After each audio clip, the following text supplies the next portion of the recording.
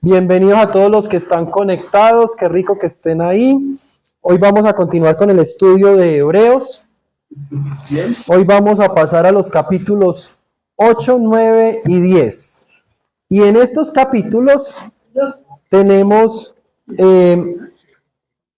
una definición muy clara de lo que hace que el cristianismo sea excelente. La excelencia del cristianismo, ¿sí? Podríamos decir la perfección del cristianismo, pero podría llegar a sonar algo engreído. Entonces, estamos hablando hoy de la excelencia del cristianismo. Quienes anotan, alisten sus libretas, alisten sus Biblias y vamos entonces a arrancar de una vez con Hebreos.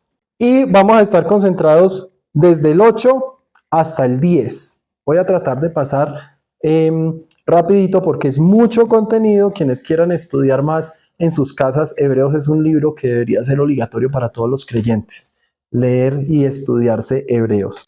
La excelencia del cristianismo se evidencia desde tres perspectivas. Una, en el nuevo pacto. Hablamos que antes existía un pacto, Dios hizo un pacto con la humanidad y cuando llegó Jesús, Él es el nuevo pacto. Vamos a estudiarlo un poquito.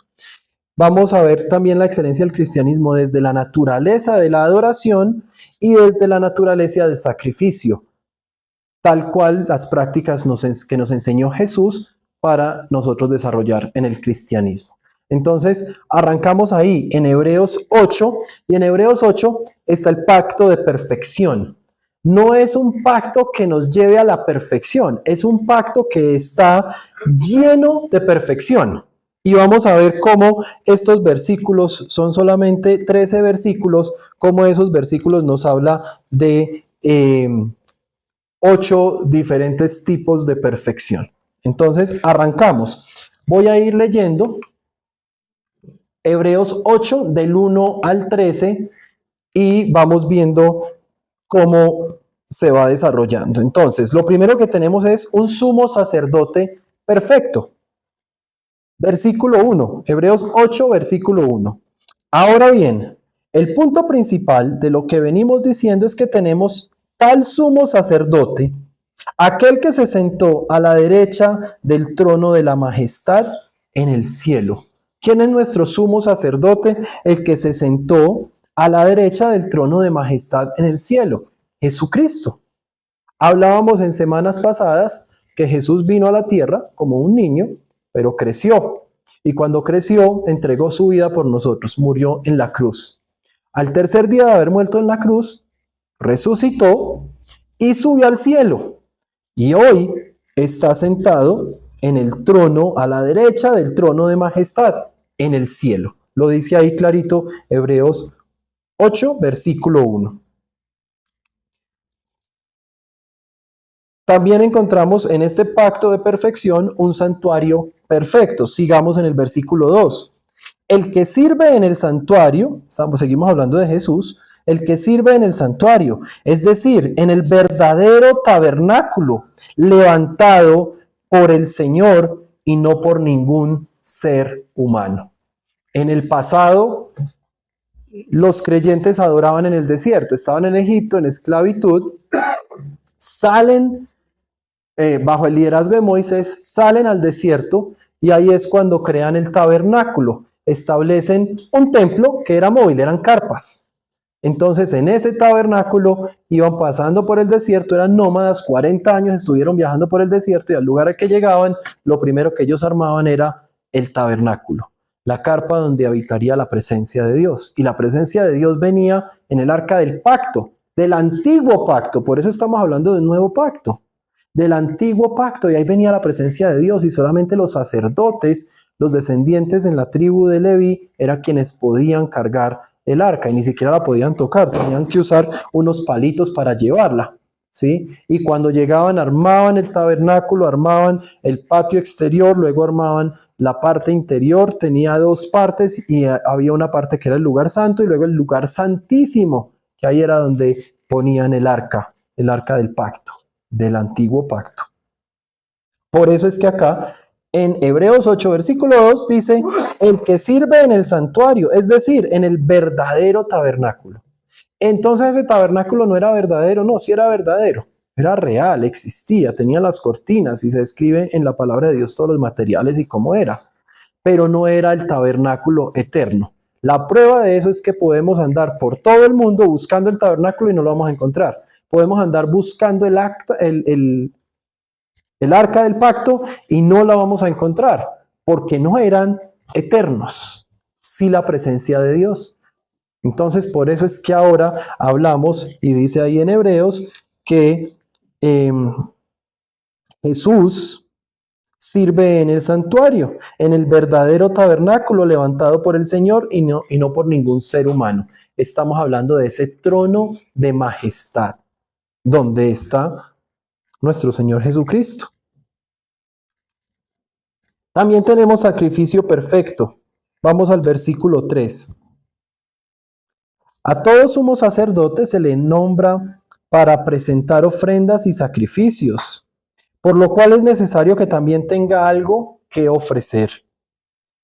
Si Jesús estuviera en la tierra, no sería sacerdote, pues aquí ya hay sacerdotes que presentan las ofrendas en conformidad con la ley. Estos sacerdotes sirven en un santuario que es copia y sombra del que está en el cielo, tal como se le advirtió a Moisés cuando estaba a punto de construir el tabernáculo. Asegúrate de hacerlo todo según el modelo que se te ha mostrado en la montaña. Pero el servicio sacerdotal que Jesús ha recibido es superior al de ellos, así como el pacto del cual es mediador es superior al antiguo, puesto que se basa en mejores promesas.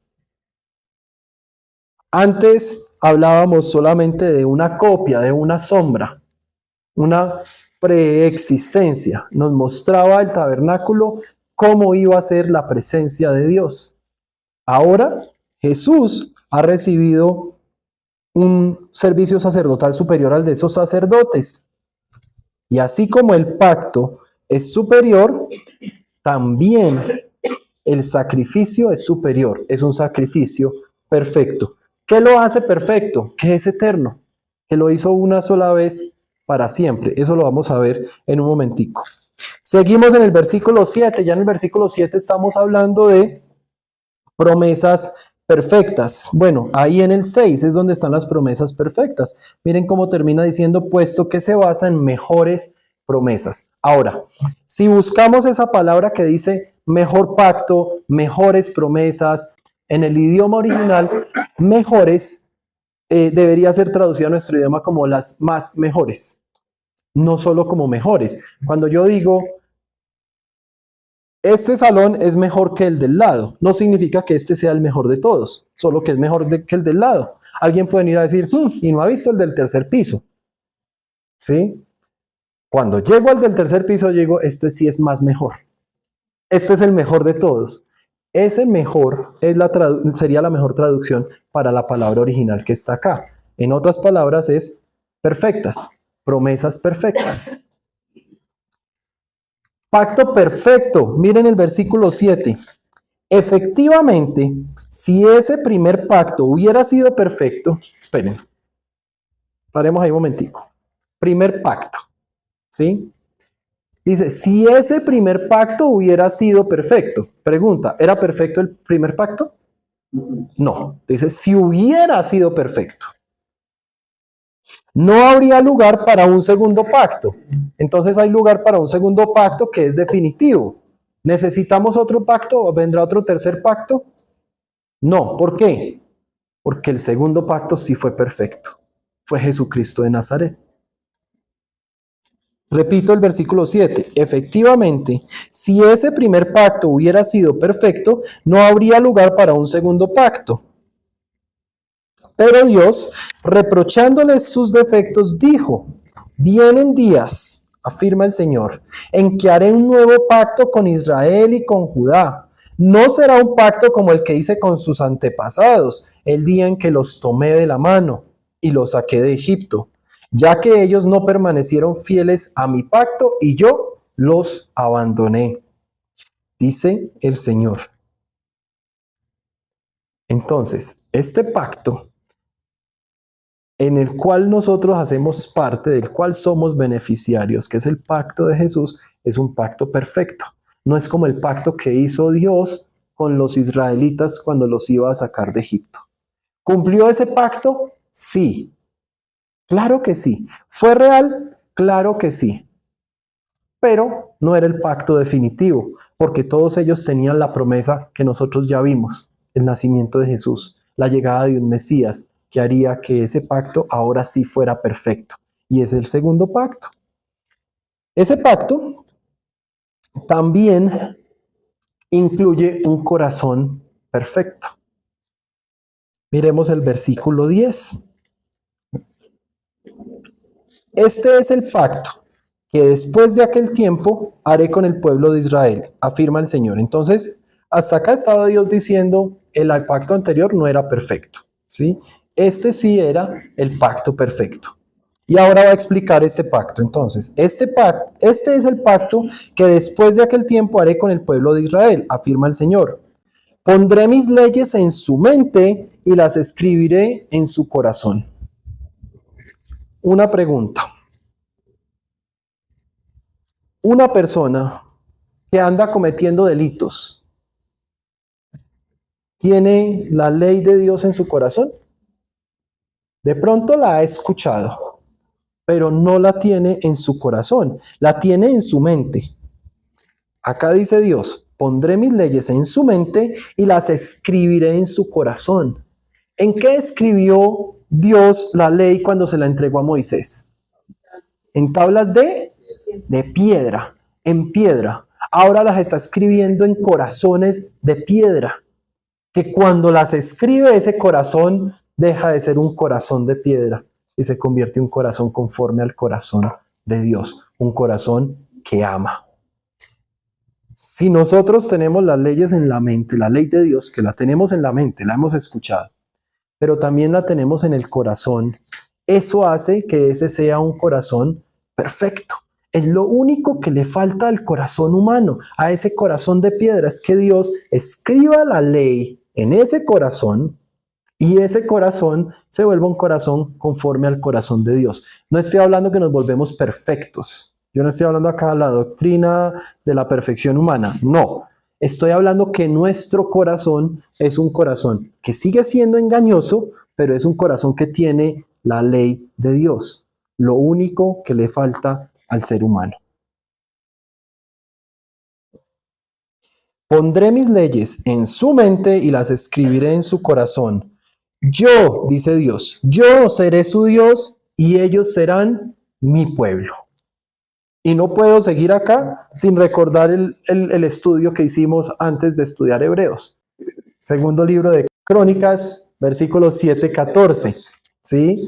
Donde dice, sí, mi pueblo que lleva mi nombre, somos su pueblo. Él es nuestro Dios, nosotros somos su pueblo. Es una promesa que Él ya nos había dado.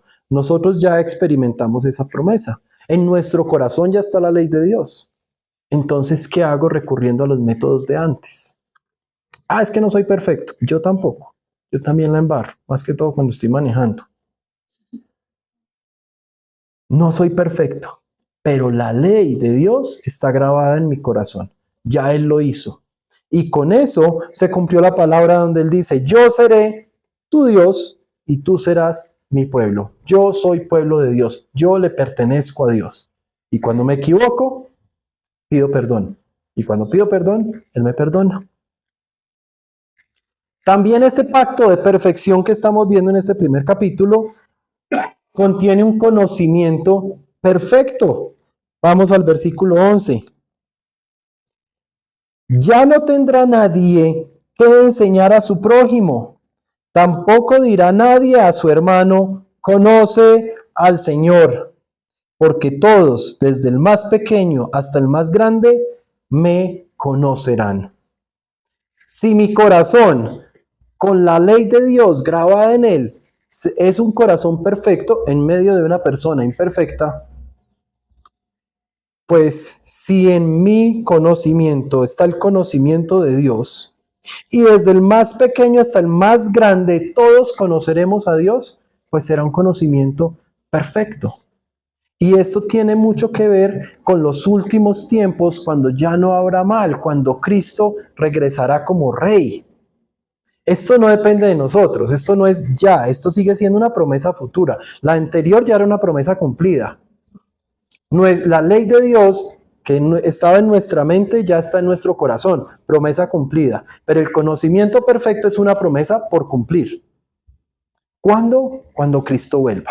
Cuando Él vuelva como rey, cuando Él vuelva a reinar, cuando Él tome control de lo que suceda en este mundo y ya no habrá mal.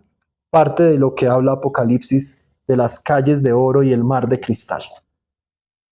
Ahí, desde el más pequeño hasta el más grande, conocerán a Dios. Y finalmente, el perdón perfecto. Miren cómo termina bonito este capítulo en el versículo 12 y 13. Yo perdonaré sus iniquidades y nunca más me acordaré de sus pecados. Al llamar nuevo a ese pacto, he declarado obsoleto al anterior, y lo que se vuelve obsoleto y envejece ya está por desaparecer. ¿Significa que el Antiguo Testamento ya no es válido? No, ahí no está hablando del Antiguo Testamento. Ahí está hablando del antiguo pacto, de las antiguas prácticas en las que yo tenía que sacrificar un animalito para que mis pecados fueran perdonados a través de la sangre de ese animalito. Precisamente así vamos a terminar ahorita en el tercer punto, en la naturaleza del sacrificio de Jesús. Lo que significa es que ese pacto que había hecho Dios con su pueblo ya no sirve, ya es obsoleto, porque ahora nosotros estamos sometidos a este nuevo pacto. ¿Cuál es el nuevo pacto? Ese pacto que a nosotros nos deja con un perdón de pecados siempre, por siempre. Mis pecados, los pecados que yo cometo hoy, ya han sido perdonados. Entonces, teniendo todos estos aspectos de la perfección del nuevo pacto, por eso es que decimos que el primer pacto es un pacto de perfección. Es un pacto que está lleno desde el comienzo hasta más adelante, porque no tiene fin, de perfección. Es un pacto eterno. No puedes ir desde el comienzo hasta el fin. El siguiente punto entonces es la naturaleza de la adoración y seguimos avanzando ahí a Hebreos 9. ¿Cuál es la naturaleza de la adoración en este nuevo pacto? Recuerdan que hace varios meses hablábamos que la religión se vivía en la antigüedad, se vivía en la iglesia. La persona buscaba ayudar a sus hermanos en la iglesia. Ellos no salían muy frecuentemente, no hacía parte de su mandato ir a vivirla afuera. La religión se vivía en el ojo por ojo y diente por diente. Jesús vino a decir, con solamente desearle el mal por otra persona, ya estás pecando. Se pasó a vivir adentro. Eso nos lleva a decir que la naturaleza de la adoración en el pasado no se trataba más que de regulaciones externas. ¿Cómo me atrevo? Ya lo vamos a leer en la Biblia. La adoración en el pasado eran puras regulaciones externas. Cuando llega Jesús, Él la cambia y dice, no, tú me adoras desde adentro hacia afuera. Vamos a leer no todo, pero el capítulo de Hebreos. Versículo 1. Ahora bien, el primer pacto tenía sus normas para el culto y un santuario terrenal. En efecto, se habilitó un tabernáculo de tal modo que en su primera parte, llamada el lugar santo, estaban el candelabro, la mesa y los panes consagrados. Aquí Hebreos continúa en los siguientes versículos hablando de cómo se vivía el culto, de cómo se vivía en la presencia de Dios, ahí en el tabernáculo, cómo era el ritual. Entonces dice, estaba el lugar santísimo, al cual tenía el altar de oro para el incienso y el arca del pacto, toda recubierta de oro. Dentro del arca había una urna de oro que contenía el maná, la vara de Aarón que había retoñado y las tablas del pacto. Ese es el arca. Encima del arca estaban los querubines de la gloria, que cubrían con su sombra el lugar de la expiación. El lugar de la expiación era donde el sacerdote cada año entraba con un cordero perfecto, sin mancha, sin defectos en su cuerpo, lo sacrificaba y su sangre cubría, regaba toda el arca. Miren lo que dice, pero ahora no se puede hablar de eso en detalle. Y me llama mucho la atención que dice, no se puede hablar de eso en detalle. Es como si fuera prohibido. Bueno, efectivamente es prohibido. Nosotros no tenemos que estar haciendo sacrificios. De nada sirven los sacrificios humanos, porque Jesús ya hizo el sacrificio supremo en la cruz. Ese cordero perfecto y sin mancha, ese hombre que caminó por la tierra sin pecar, en todo fue tentado, pero nunca pecó, entregó su cuerpo y ya no fue en el arca cubierta de oro, sino en la cruz cubierta de pecado, donde morían los peores criminales de la época. Y lo hizo por mí y lo hizo por ti. Ya no se puede hablar de eso. Así, versículo 6, así dispuestas estas cosas, los sacerdotes entran continuamente en la primera parte del tabernáculo para celebrar el culto, pero en la segunda parte entran únicamente el sumo sacerdote y solo una vez al año, provisto siempre de sangre que ofrece por sí mismo y por los pecados de ignorancia cometidos por el pueblo. Versículo 8. Con esto el Espíritu Santo da a entender que mientras siga en pie el primer tabernáculo, aún no se habrá revelado el camino que conduce al lugar santísimo.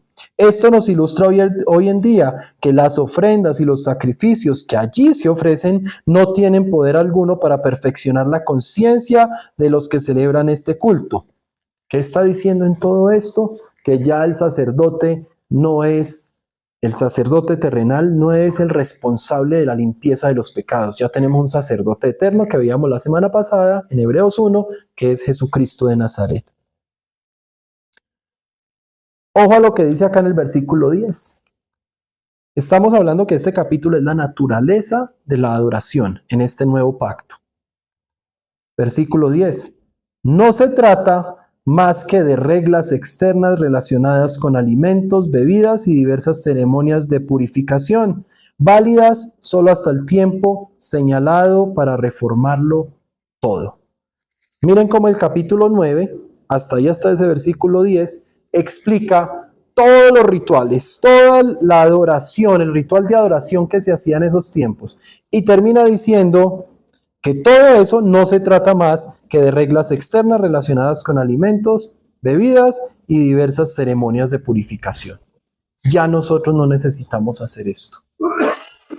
En Hebreos 9, del 1 al 10, se presenta el ritual de adoración para al final decir en el versículo 10, así de clarito, no se trata más que de regulaciones externas. Y Jesús está apelando a nuestro corazón, no a la regulación externa. Entonces, ya hablamos en Hebreos de un pacto de perfección, lleno de perfección, un corazón perfecto, conocimiento perfecto, perdón perfecto, etc.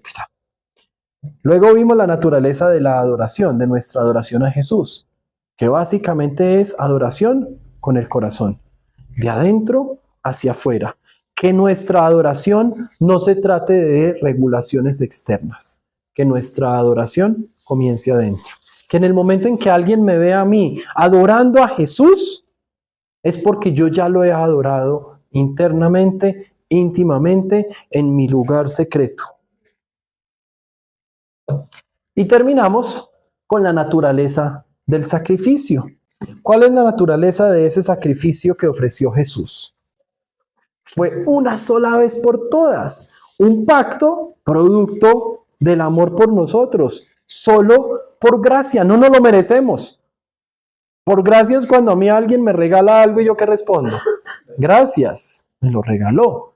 Técnicamente si me lo vende yo no le tendría que decir gracias porque yo le estoy dando dinero, ¿sí?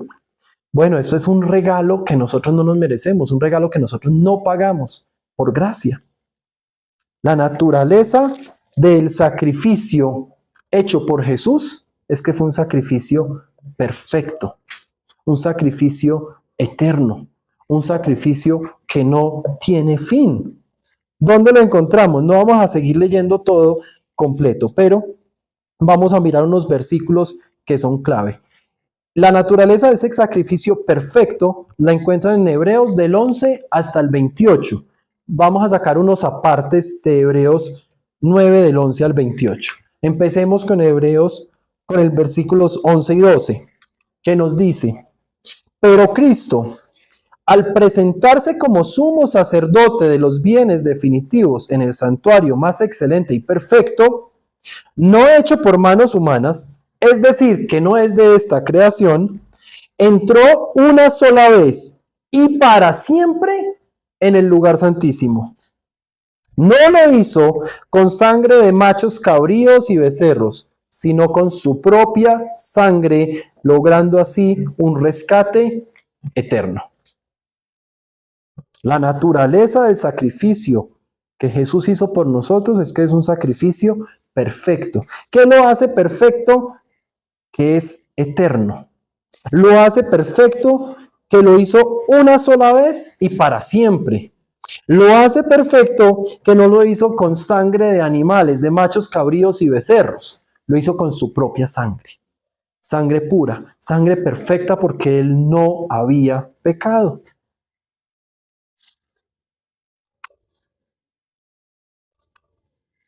El versículo 22, ahí saltándonos 10 versículos, encontramos ahí desde el 12 en adelante, desde el 21. De la misma manera, roció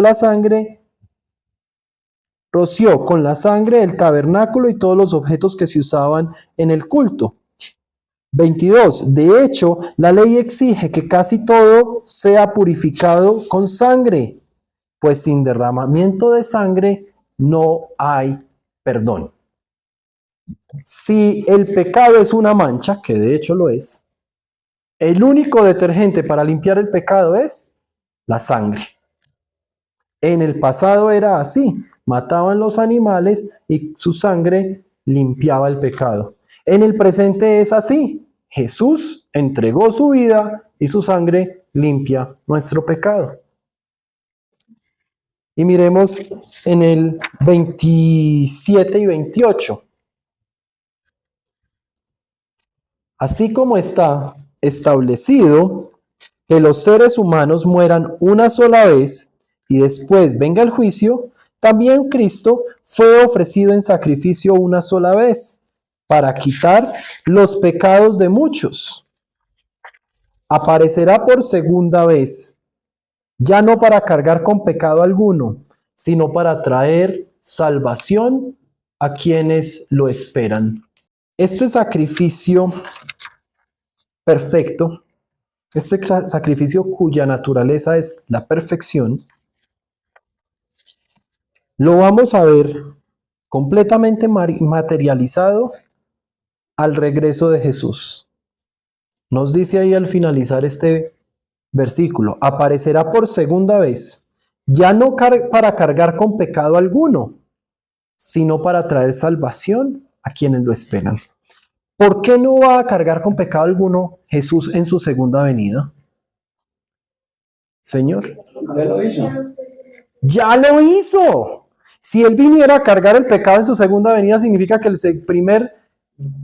la primera venida en el segundo pacto, entonces no era perfecto y tendría que volver otra vez. Él vuelve, no para perfeccionar el pacto, y hay algunas iglesias que así lo creen. Él no vuelve para perfeccionar el pacto, el sacrificio ya fue perfecto.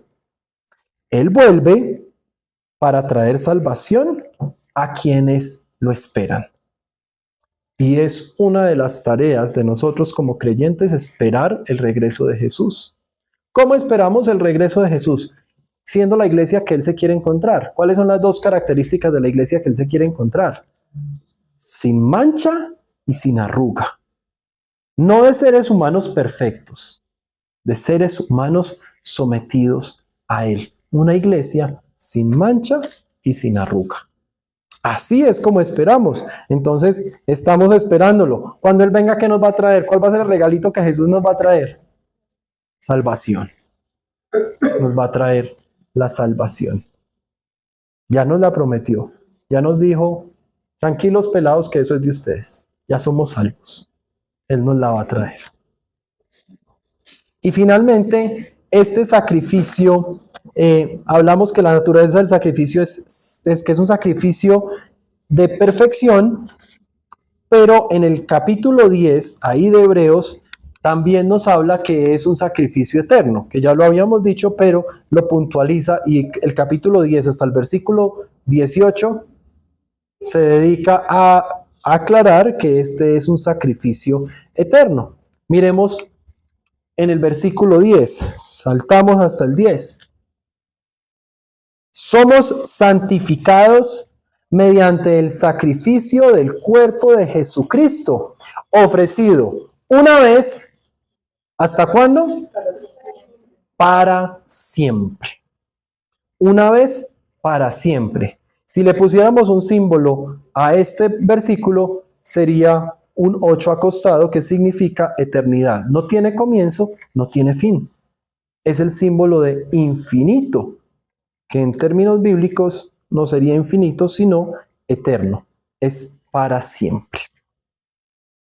El sacrificio que ofreció Jesús, el sacrificio de su cuerpo cuando entregó su cuerpo, fue ofrecido una vez y para siempre. Nosotros no tenemos que hacer nada más. Ya Él lo hizo. Ya Él lo ofreció. Sigamos al versículo 15. Yo espero que todos estudien este capítulo. Bueno, estos capítulos 8, 9 y 10 completicos. Esto tomémoslo como un abrebocas. Versículos 15 y 16. También el Espíritu Santo nos da testimonio de ello.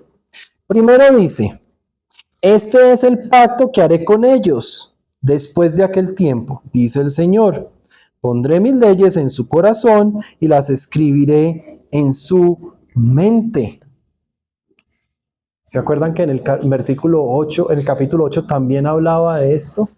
¿Sí? Es del perfeccionamiento de este pacto, es el perfeccionamiento de esta promesa, diciéndonos, es una promesa, es algo que hará por siempre.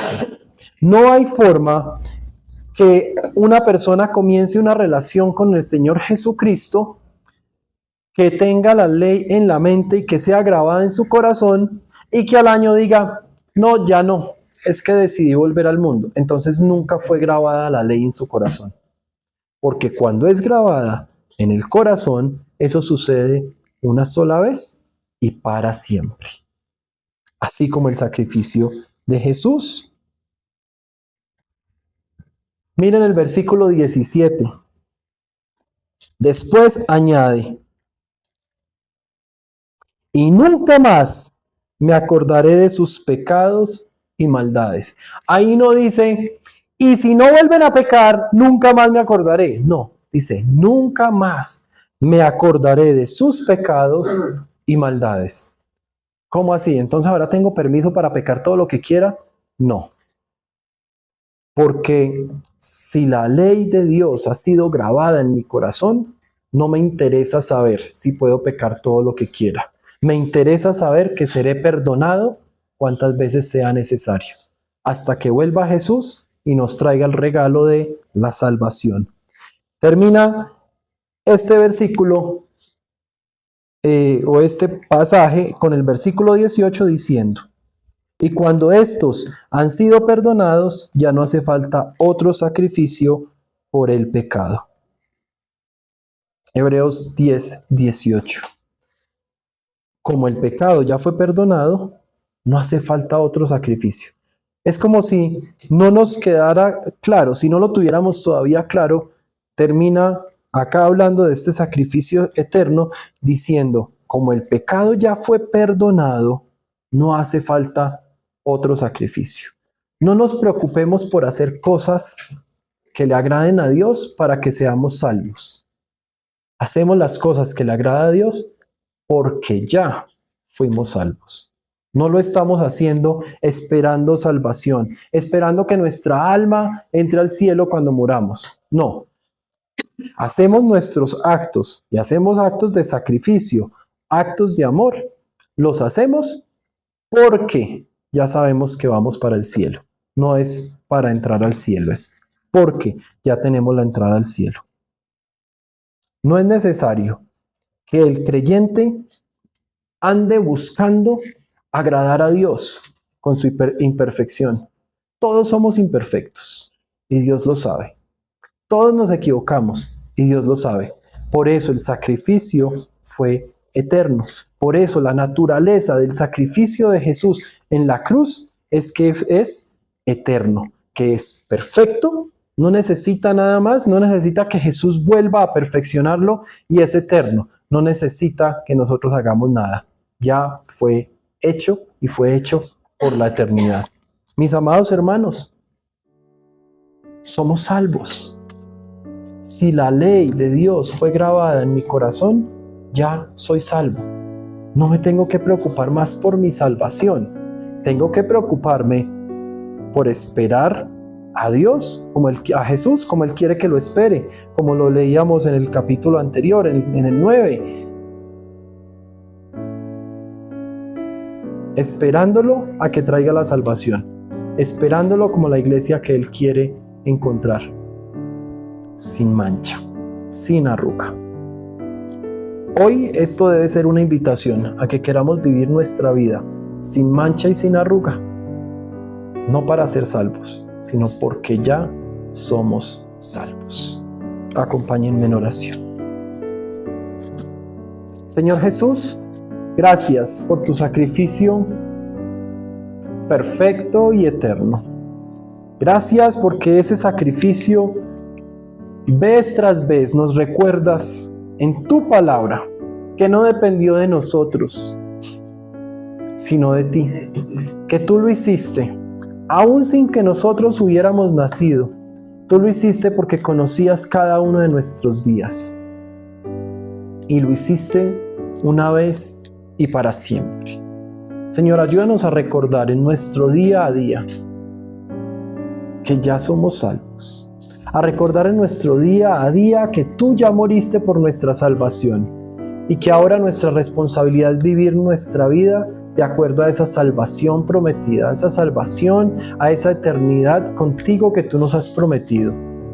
Eternidad, salvación que experimentaremos más vívidamente cuando tú regreses. Señor Jesús, vuelve pronto. Te esperamos. Ayúdanos a ser una iglesia sin mancha y sin arruga. Y no me refiero solamente a la iglesia a sus pies. Me refiero a tu iglesia, la iglesia de Cristo, la iglesia universal, la iglesia del mundo entero. Todos aquellos que somos hijos tuyos. Todos aquellos en quienes habita el Espíritu Santo.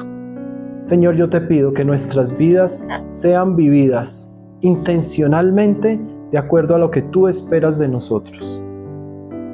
Señor, y que cuando tú vuelvas podamos experimentar tu presencia, podamos experimentar ese regalo de salvación que traerás contigo para quienes te esperan y que podamos, Señor, disfrutar esa presencia, disfrutar ese momento en el que no nos hará falta nada, ese momento en que viviremos, como lo dice tu santa palabra, en términos metafóricos, en calles de oro y en un mar de cristal.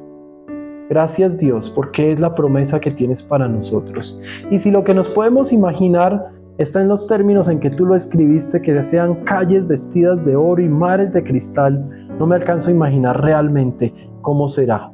Tan hermoso que tú lo pusiste descrito con oro y con cristal. Permítenos, Señor, poder disfrutar de tu presencia pronto. Vuelve pronto, Señor Jesús. Nosotros que somos tu iglesia te esperamos. Y gracias porque día a día nos sigues hablando a nuestros corazones. Gracias porque día a día nos sigues recordando lo que tú hiciste por nosotros. Día a día nos sigues recordando que tú estás haciendo un lugar para nosotros allá en el cielo. Gracias, Señor, por tu palabra. Gracias por el mensaje de hoy. Gracias por hablar a nuestros corazones. Y gracias por cada una de las personas que están acá, por las personas que están conectadas, por las personas que ven este video en YouTube. Gracias, Señor, por la vida de cada uno de ellos. Y yo te pido, Señor, que si entre las personas que escuchan hay alguien que aún no ha decidido entregarte su vida, aún no ha decidido vivir una vida íntima contigo, Señor, yo te pido que tú toques su corazón y que de una manera sobrenatural esa persona venga a tus pies, Señor, y que viva así como nos gusta, a tus pies, disfrutando tu presencia, disfrutando tus enseñanzas, Señor. Gracias por este tiempo. Te alabamos, Señor, te adoramos y te oramos en el nombre de nuestro Señor Jesucristo, tu Hijo amado, y en el nombre sobre todo nombre. Y lo hacemos con la unción del Espíritu Santo. Amén y amén.